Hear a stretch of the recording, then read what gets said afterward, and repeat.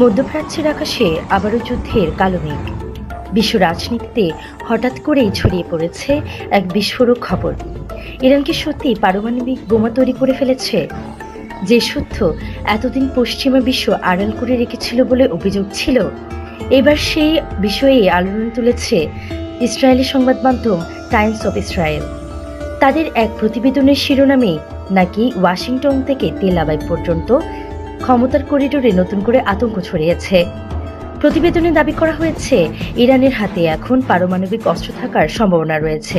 যে অভিযোগকে সামনে রেখে বছরের পর বছর ধরে যুক্তরাষ্ট্র ও ইসরায়েল তেহরানের উপর চাপ সৃষ্টি করেছে, সেই ইস্যুই এখন নতুন বাস্তবতায় রূপ নিতে পারে।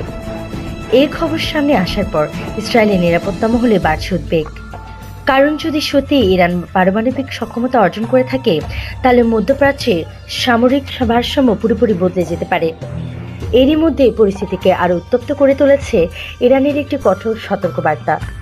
গত 4 মার্চ ইরানের এক সামরিক কর্মকর্তা গণমাধ্যমকে দেওয়া সাক্ষাৎকারে যুক্তরাষ্ট্র ও ইসরায়েলকে সরাসরি হুঁশিয়ারি দেন।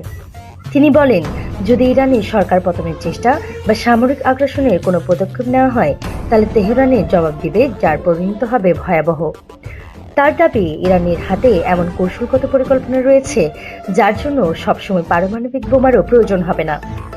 বিশ্লেষকদের মতে সেই পরিকল্পনার একটি লক্ষ্য হতে পারে ইসরায়েলের নেগেভ মরুভূমিতে অবস্থিত অত্যন্ত গুরুত্বপূর্ণ পারমাণবিক স্থাপনা। তবে প্রশ্ন এখনও থেকে যাচ্ছে, ইরান কি সত্যি পারমাণবিক বোমা তৈরি করেছে, নাকি এটি শুধু কৌশলগত বার্তা? যাই হোক, একটি বিষয় পরিষ্কার, মধ্যপ্রাচ্যের দাবার ছকে নতুন চাল শুরু হয়ে গেছে, আর বিশ্ব তাকিয়ে আছে তেহরান, তেল আবিব আর ওয়াশিংটনের পরবর্তী পদক্ষেপের দিকে।